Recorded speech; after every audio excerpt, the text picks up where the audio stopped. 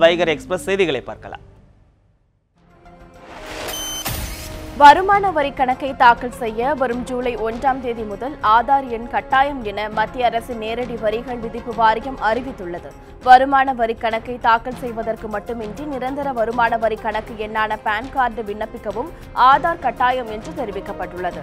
ஆதார் தேவையில்லை என உச்சநீதிமன்றம் பிறப்பித்த உத்தரவு குறித்து நிதி அமைச்சகம், சட்ட அமைச்சகம், வரிகள் விதிப்பு வாரியம் மற்றும் வருமான வரித்துறையினர் அடங்கிய உயர்மட்ட குழு ஆலோசனை நடத்தியதாகவும் மத்திய அரசின் நேரடி வரிகள் விதிப்பு வாரியம் கூறியுள்ளது. உச்சநீதிமன்றத்தின் இந்த உத்தரவு ஒரு இடைக்கால நிவாரணமே என்றும் மத்திய நேரடி வரிகள் விதிப்பு வாரியம் தெரிவித்துள்ளது. எனினும் வங்கிகளில் பண பரிவர்த்தனை உள்ளிட்ட சேவைகளுக்கு மக்களுக்கு பான் கார்டு தேவை என்பதால் ஆதார் எண் இல்லாதவர்களுக்கு பான் கார்டு ரத்து செய்யப்பட மாட்டாது என்றும் விளக்கம் அளித்துள்ளது. திருப்பதி ஏழுமலையான் கோவிலில் அறைகள் லட்டு பெற ஆதார் எண்ணை கட்டாயமாக்க தேவஸ்தானம் முடிவு செய்துள்ளது. திருப்பதி கோவிலில் தினமும் ஆயிரக்கணக்கான பக்தர்கள் சுவாமி தரிசனம் செய்து வருகின்றனர். இதனையொட்டி பக்தர்களின் வசதிக்காக தேவஸ்தானம் சார்பில் குறைந்த விலையில் தங்கி செல்ல விடுதி அறைகள் உள்ளன. இந்த நிலையில் முறைகேடுகளை தடுப்பதற்காக தரிசன டிக்கெட் மற்றும் அறைகள் லட்டு பெறுவதற்கு ஆதார் எண்ணை பயன்படுத்த தேவஸ்தானம் முடிவு செய்துள்ளது. இதன் மூலம் வெளிப்படையான சேவை நடைபெறும் என்றும் கோவில் நிர்வாகம் தெரிவித்துள்ளது. மேலும் மூத்த குடிமக்கள் மற்றும் மாற்றுத்திறனாளிகள் சிறப்பு தரிசனத்தில் 3 மாதங்களுக்கு ஒருமுறை மட்டும் தரிசனத்திற்கு அனுமதிக்கும் விதமாக மென்பொருள் தயார் செய்யப்பட்டு வருவதாகவும் தெரிவிக்கப்பட்டுள்ளது. தமிழகத்தில் திறமையான தலைமை இல்லாமல் இருப்பது அரசுக்கும் ஆளுங்கட்சிக்கும் உகந்த தருணம் இல்லை என மேற்கு வங்க பாஜக எம்பி ரூபா கங்குலி தெரிவித்துள்ளார். திருப்பூரில் பாஜக சார்பில் நடைபெற்ற கருத்தரங்கத்தில் கலந்து கொண்டார். முன்னதாக செய்தியாளர்களிடம் பேசிய அவர், மத்தியில் ஆளும் பாஜக அரசு ஏழைகளுக்கான திட்டங்களை செயல்படுத்தி வருவதாக தெரிவித்தார். ஜிஎஸ்டி வரி விதிப்பு சற்று சிரமமானதாக இருந்தாலும் இந்த திட்டம் மூலம் ஏராளமான வர்த்தகர்கள், பொதுமக்கள் பயனடைவார்கள் என்றும் அவர் குறிப்பிட்டார். தமிழகத்தில் திறமையான தலைமை இல்லாதிருப்பது எதிர்க்கட்சிகளுக்கு உகந்த தருணமாக இருப்பதாக குறிப்பிட்டார்.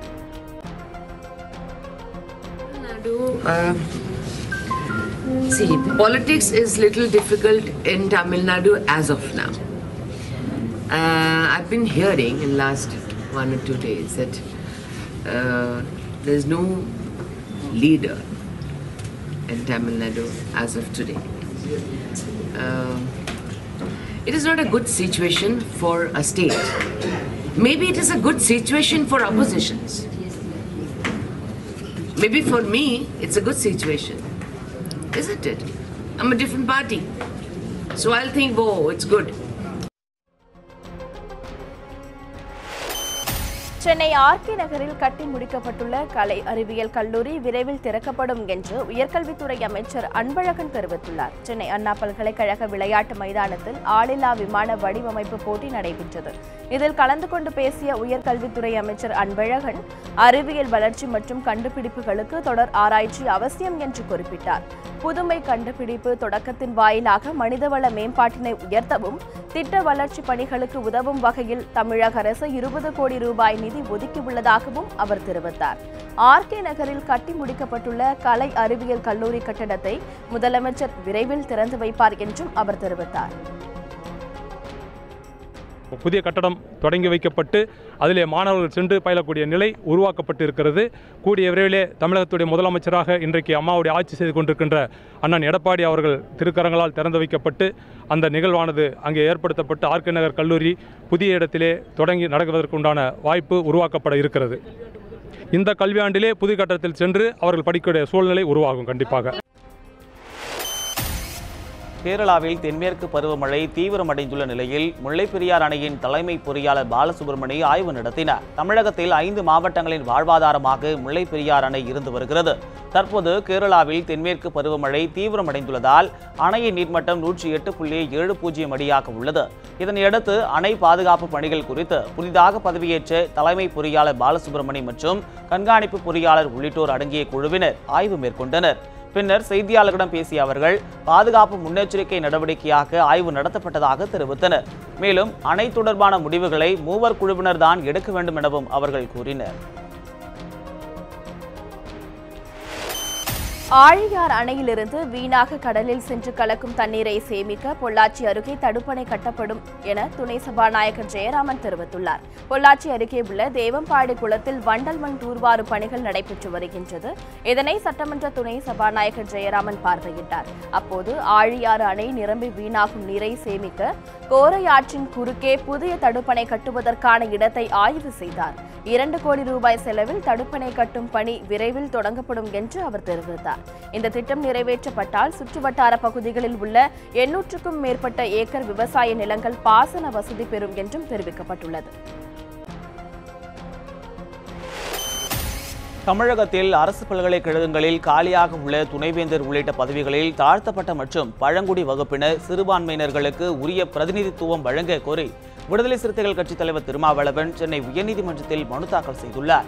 அதில் தமிழகத்தில் 21 அரசு பல்கலைக்கழகங்களில் 9 துணைவேந்தர் பதவிகளும் 8 பதிவாளர் பதவிகளும் காலியாக உள்ளதாக தெரிவித்துள்ளார். 10 தேர்வு கட்டுப்பாட்டாளர் பதவி உள்ளிட்ட பல்வேறு பதவிகளை நிரப்பும் போது தாழ்த்தப்பட்ட மற்றும் பழங்குடி வகுப்பினர், சிறுபான்மையினர் மற்றும் பெண்களுக்கு உரிய பிரதிநிதித்துவம் வழங்க வேண்டும் என தெரிவித்துள்ளார். இதுகுறித்து கடந்த மார்ச் மாதம் தமிழக உயர்கல்வித்துறை செயலருக்கும் பல்கலைக்கழக மானிய குழுவிற்கும் மனு அனுப்பியும் எந்த பதிலும் இல்லை எனவும் தெரிவித்துள்ள திருமாவளவன், இது தொடர்பாக உரிய முடிவெடுக்க தமிழக அரசுக்கும் பல்கலைக்கழக மானிய குழுவிற்கும் உத்தரவிட வேண்டும் என கோரியுள்ளார். தமிழக மக்களை காவு கொடுத்து அதிமுக அணிகள் பாஜகவுக்கு ஆதரவாக செயல்படுவதாக மார்க்சிஸ்ட் கம்யூனிஸ்ட் மாநில செயலாளர் ஜி. ராமகிருஷ்ணன் குற்றம் சாட்டியுள்ளார். தேனி மாவட்டம் கம்பத்தில் கட்சி அலுவலகம் திறப்பு விழாவில் பங்கேற்ற அவர் செய்தியாளர்களிடம் பேசினார். அப்போது குடியரசுத் தலைவர் தேர்தலில் பாஜக நிறுத்தும் வேட்பாளரை எதிர்த்து மத சார்பற்ற வேட்பாளரை களம் இறக்கும் முயற்சி நடைபெறுவதாக தெரிவித்தார்.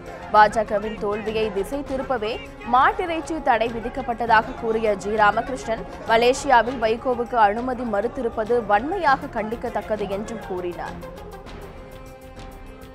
அதிமுகவில் ஏற்பட்ட பிளவு,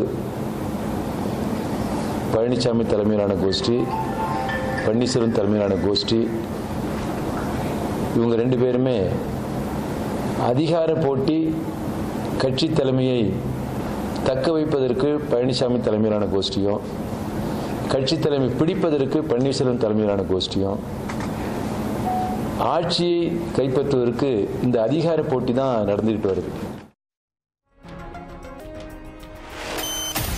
தூத்துக்குடி நாசரேத் டயோசிஸ் 2வது பேராயராக நாசரேத் கத்தீட்ரல் சேகர குருவான SEC தேவசகாயம் அறிவிக்கப்பட்டுள்ளார். தூத்துக்குடி நாசரேத் டயோசிஸ் பிஷப்பை தேர்வு செய்வதற்கான தேர்தல் சுமார் 4 ஆண்டுகளுக்கு பிறகு கடந்த ஏப்ரல் 5ஆம் தேதி நாசரேத் தூய யோவான் பேராலயத்தில் நடைபெற்றது. இந்த தேர்தலில் 11 குருவானவர்கள் போட்டியிட்டனர். இதில் SEC தேவசகாயம், இமானுவேல் வான்ஸ்ட்ராக், கோல்ட்வெயின், ரோஸ் பர்னாஸ் ஆகிய 4 பேர் தேர்வு செய்யப்பட்ட நிலையில் இவர்களுக்கான நேர்முக தேர்வு சென்னையில் உள்ள சினாட் தலைமை அலுவலகத்தில் நடைபெற்றது. இதனையடுத்து நாசரேத் கத்தீட்ரல் சேகர குருவான SEC தேவசகாயத்தை தூத்துக்குடி நாசரேத் டயோசின் 2வது பிஷப்பாக பிரதம பேராயர் தாமஸ் கே ஓமன் அறிவித்தார். பேராயராக தேர்ந்தெடுக்கப்பட்டுள்ள SEC தேவசகாயம் தூத்துக்குடி மாவட்டம் பண்ணைவிளையைச் சேர்ந்தவர். பேராயராக அறிவிக்கப்பட்ட பிறகு சென்னையில் இருந்து தூத்துக்குடி திரும்பிய தேவசகாயத்திற்கு விமான நிலையத்தில் உற்சாக வரவேற்பு அளிக்கப்பட்டது. பின்னர் தூத்துக்குடி செயின்ட் பேட்ரிக் தேவாலயத்தில் நடைபெற்ற சிறப்பு ஆராதனையில் பேராயர் தேவசகாயம் கலந்து கொண்டார். இந்த திருமண்டலத்துக்கென்று ஒரு பேராயரை தெரிவு செய்ய வேண்டும் என்று மிகுந்த ஜனநாயக முறைப்படி அடிமட்டத்திலிருந்து வாக்களித்து பேராயர் தெரிவு செய்யப்பட்டு தென்னிந்திய திருச்சபையினால் அருள் திரு தேவசகாயம் அவர்கள் இந்த திருமண்டலத்தின் பேராயராக அறிவிக்கப்பட்டிருக்கிறார்கள். நேற்று மாலையிலே அவர்கள் அறிவிக்கப்பட்டிருக்கிறார்கள். அருள் திரு தேவசகாயம் அவர்கள் ஆசிரியத்திலே இப்பொழுது குருவானவராக இருக்கிறார்கள். அவர்கள் இப்பொழுது பேராயராக தேர்வு செய்யப்பட்டு அறிவிக்கப்பட்டிருக்கிறார்கள். கர்த்தர் சித்தமானால் நாளை தினத்திலே அந்த அருமையான பேராயருடைய அபிஷேக ஆராதனை நாசரேத் யோவான் பேராலயத்தில் வைத்து நடைபெறும். ஒரு 5-6 பேராயர்கள் மற்றும் சினாட் கழகத்தினுடைய பொறுப்பாளர்கள் மற்றும் திருமணத்தின் அனைத்து குருக்கள், அனைத்து ஸ்தாபனத்தின் தலைவர்கள் எல்லாரும் கலந்து கொண்டு பேராயரை அபிஷேகம் பண்ணுவார்கள். நெல்லை மாவட்டம் களக்காடு அருகே ஐயாவழி சார்பில் 5ஆம் ஆண்டில் மாநாட்டில் திரளான பக்தர்கள் கலந்து கொண்டனர். சாதி மதங்களுக்கு அப்பாற்பட்டு மக்கள் அனைவரும் ஒற்றுமையுடன் வாழ வேண்டும் என வைகுண்டரின் கருத்துக்களை பரப்பும் வகையில் மாநாடு நடைபெற்றது. இதனையொட்டி மாநாட்டு திடலில் சிறப்பு அலங்கார வழிபாடு நடைபெற்றது. சிறுவர் சிறுமியர்கள் கோலாட்டம் ஆடியவாறு சென்றனர். வீதிகள் தோறும் பெண் மேளம் ராஜ மேளங்கள் முழங்க பக்தர்கள் காவி உடை அணிந்து ஊர்வலமாக சென்றனர். அப்போது நாட்டில் வறட்சி நீங்கி செல்வ செழிப்பு ஏற்பட வேண்டும் என பக்தர்கள் வேண்டிக் கொண்டனர். கடப்பாரை தற்காப்பதே தர்மம் என்ற ஒரு அற்புதமான கோட்பாட்டை எங்களுக்கு உணர்த்தியவர் ஐயா வைகுண்ட பரம்பொருள். இந்த உலகத்திலே மத வெறி, சாதி வெறி, இனவெறி என்பதை அழித்து மக்கள் அனைவரும் ஒற்றுமையாக ஒரு குடைக்குள் வாழ வேண்டும் என்கிற உத்வேகத்தோடு குமரியிலிருந்த ஒரு விதையானது முளைத்து கொடியாக படர்ந்து இன்று அகிலமெல்லாம் படர்ந்து செழித்து வளர்ந்து கொண்டிருக்கிற அந்த அன்பு கொடி வழிபாட்டை உலகத்துக்கு உணர்த்துவதற்கான மாநாடுதான் இந்த களக்காடு மாநாடு. தொலைத்தொடர்பு துறையில் பணியாற்றும் ஊழியர்களுக்கு சம்பள பிடித்தம் செய்யப்படுவதை கண்டித்து ஒப்பந்த ஊழியர்கள் போராட்டத்தில் ஈடுபட்டனர். தொலைத்தொடர்பு துறையில் பணியாற்றும் ஒப்பந்த ஊழியர்களுக்கு அடிப்படை ஊதியமாக 9,000 ரூபாய் வழங்கப்படுவதாக கூறப்படுகிறது. இந்நிலையில் 9,000 ரூபாய்க்கு பதிலாக 3,000 முதல் 4,000 வரை ஊதியம் வழங்கப்படுவதாகவும் வார விடுப்பு நாளில் ஊதியம் பிடிக்கப்படுவதாகவும் புகார் எழுந்தது. இதனை கண்டித்து சென்னை சேப்பாக்கம் விருந்தினர் மாளிகை அருகே 100க்கும் மேற்பட்ட ஒப்பந்த தொழிலாளர்கள் போராட்டத்தில் ஈடுபட்டனர். தொலைத்தொடர்பு நிர்வாகம் விரைந்து நடவடிக்கை எடுக்க வேண்டும் என்றும் அவர்கள் கோரிக்கை விடுத்தனர். குறைந்தபட்ச ஊதியம் 9,100ன்னு இப்போதான் சென்ட்ரல் கவர்மெண்ட் ஆர்டர் போட்டிருக்காங்க. ஆனால் யாருக்குமே 4,000 3,000 ரூபாய்க்கு மேலே தர்றதில்லை. வாராந்திர ஓய்வு, விடுமுறை நாட்கள், இந்த நாட்களுக்கு சம்பளத்தை பிடிக்கிறாங்க. ஒரு வார ஓய்வு என்பது உலக அளவில் ஒத்துக்கொள்ளப்பட்ட ஒன்று. ஆனால் வார ஓய்வுக்கு சம்பளம் கிடையாது. அதே போல் விடுமுறைனா சம்பளம் கிடையாதுன்னா 25 நாள் 26 நாள் தான் சம்பளமே கிடைக்கிது. அதுவும் 7ஆம் தேதி கிடைக்கிறது இல்லை, 20ஆம் தேதி 25ஆம் தேதி கிடைக்குது. சென்னை சில்க்ஸ் கட்டிடம் இடிக்கும் பணியில் இடிபாடுகளில் சிக்கி உயிரிழந்த சரத்குமாரின் இறப்புக்கு சென்னை சில்க்ஸ் நிறுவனத்தினர் இரங்கல் தெரிவித்துள்ளனர். உயிரிழந்த சரத்குமாரின் குடும்பத்தினருக்கு 5 லட்சம் ரூபாய் உதவித்தொகை வழங்க உள்ளதாகவும் தெரிவித்துள்ளனர். இது தொடர்பாக அந்த நிறுவனத்தின் பொது மேலாளர் விடுத்துள்ள அறிவிப்பில் சென்னை சில்க்ஸ் கட்டிட விபத்தால் மிகுந்த மனவேதனையில் இருந்ததாக கூறியுள்ளார். கட்டிடத்தை இடிக்கும் பணியில் ஈடுபட்டிருந்த ஜாக்கட்ட இயக்குனர் சரத்குமார் மீது இடிபாடுகள் சிதறி விழுந்ததில் அவர் உயிரிழந்தது அதிர்ச்சியை ஏற்படுத்தியதாக தெரிவித்துள்ளார். உயிரிழந்தவரின் குடும்பத்தினருக்கு ஆழ்ந்த இரங்கலை தெரிவித்துக் கொள்ளும் வகையில் அவரின் குடும்பத்தினருக்கு 5 லட்சம் ரூபாய் உதவித்தொகை வழங்க முடிவு செய்துள்ளதாக கூறினார். மணப்பாறை அருகே பணப்பட்டுவாடா செய்யாத தனியார் சிட்ஃபண்ட் நிறுவன ஊழியர்களை வாடிக்கையாளர்களுக்கு நிறுவனத்துக்குள் வைத்து பூட்டியதால் பரபரப்பு ஏற்பட்டது. திருச்சி மாவட்டம் மணப்பாறையில் இயங்கி வரும் தனியார் சிட்ஃபண்ட் நிறுவனம் செயல்பட்டு வருகிறது. இதில் சுற்று வட்டாரத்தைச் சேர்ந்த 2000க்கும் மேற்பட்டோர் வாடிக்கையாளர்களாக உள்ளனர். இந்நிலையில் 10 மாதங்கள் வரை பணம் கட்டிய வாடிக்கையாளர்களுக்கு பணத்தை திருப்பித் தராமல் அலைக்கழிப்பதாக கூறப்படுகிறது. இதனை கண்டித்து சிட்ஃபண்ட் அலுவலகத்தில் குவிந்த வாடிக்கையாளர்கள் வாக்குவாதத்தில் ஈடுபட்டனர். ஊழியர்கள் பணத்தை வழங்க உடன்படாததால் ஷட்டரை இழுத்து மூடியதால் பரபரப்பு ஏற்பட்டது. மேலாளர் பேச்சுவார்த்தை நடத்தி உறுதியளித்ததை தொடர்ந்து வாடிக்கையாளர்கள் கலைந்து சென்றனர். 3 மாதத்தில் நீங்கள் சீட்டை எடுத்துக்கலான்னாங்க. கிட்டத்தட்ட 10-11 மாதம் ஆச்சு. கிட்டத்தட்ட 3 லட்ச ரூபா சீட்டு கிட்டத்தட்ட 1.5 லட்ச ரூபா கிட்ட கட்டியாச்சு. கட்டி வந்து கேட்கும்போது இது வரைக்கும் முறையான பதில் இல்லை, பணமும் கட்ட கொடுக்கவும் இல்லை. அதனால் இன்றைக்கி இந்த அலுவலகத்தில் முற்றுகையிட்டு நாங்கள் போராட்டம் பண்ணோம். அதுக்கப்புறம் அவங்க அதிகாரிகள்லாம் வந்து பேச்சுவார்த்தை நடத்தி உங்களுக்கான பணத்தை இது பண்ணுறேன்னு சொல்லிட்டு எல்லாருக்குமே வாய்மொழியிலேயே சொன்னாங்க. அதே மாதிரி எழுதியும் கொடுத்துருக்காங்க. அதனால் இப்போ போராட்டம் கைப்பற்றப்பட்டிருக்கு. புதுச்சேரி சாராய கடைகளில் கத்தியை காட்டி மிரட்டி கொள்ளையடித்த 8 பேரை காவல்துறையினர் கைது செய்தனர். கடந்த மாதம் 29ஆம் தேதி தங்கராசு என்பவர் சாராய கடையில் பணிபுரிந்த போது இரவு நேரத்தில் வந்த மர்ம நபர்கள் சிலர் கத்தி முனையில் மிரட்டி பணத்தை பறித்து சென்றனர். இது தொடர்பாக தனிப்படை போலீசார் குற்றவாளிகளை தேடி வந்தனர். இந்த நிலையில் சுனில்குமார் என்பவரின் தூண்டுதலின் பேரில் கொள்ளையில் ஈடுபட்டதாக பரணி, வர்மா உள்ளிட்ட 8 பேர் கைது செய்யப்பட்டுள்ளனர். அவர்களிடமிருந்து கத்தி, இருசக்கர வாகனம் மற்றும் 4,800 ரூபாய் பணத்தை போலீசார் பறிமுதல் செய்தனர். கைதான சுனில்குமாரை தவிர மீதமுள்ள 7 பேர் மீதும் 2 மாநிலங்களிலும் பல்வேறு வழக்குகள் நிலுவையில் உள்ளன. பணி விதிகளை மீறி முதல்வர் தேவையின்றி நிர்வாகத்தின் செயல்திறன் வேகத்தை தடுத்து வருவதாக துணைநிலை ஆளுநர் கிரண்பேடி குற்றம் சாட்டியுள்ளார். இது தொடர்பாக துணைநிலை ஆளுநர் கிரண்பேடி சமூக வலைதளத்தில் வெளியிட்டுள்ள பதிவில் வருத்தப்படத்தக்க வகையில் பணி விதிகளை மீறி முதல்வர் செயல்பட்டு வருவதாக குறிப்பிட்டுள்ளார். புதுச்சேரி அரசின் பணி விதிகள் 21இல் 5 பிரிவின் கீழ் யூனியன் பிரதேசத்தின் நிர்வாகி எந்த துறையிலும் எந்த பிரச்சினை தொடர்பான கோப்புகளையும் கேட்டு பெறலாம் என்பதை சுட்டிக்காட்டியுள்ளார். அதன்படி யூனியன் பிரதேச நிர்வாகியான ஆளுநரே நிதி, பணியாளர் துறை ஒப்பந்தங்கள், மாநில பாதுகாப்பு, குழுக்கள் நியமனம் போன்றவற்றில் ஒப்புதல் தர வேண்டும் எனவும் துணைநிலை ஆளுநர் கிரண்பேடி தெரிவித்துள்ளார். அதிகாரிகளுடன் அமைதி, புரிந்துணர்வை உருவாக்குவதற்கு பதில் பிரிவினை, அதிருப்தியை முதல்வர் ஏற்படுத்தி வருவதாகவும் கிரண்பேடி குறிப்பிட்டுள்ளார்.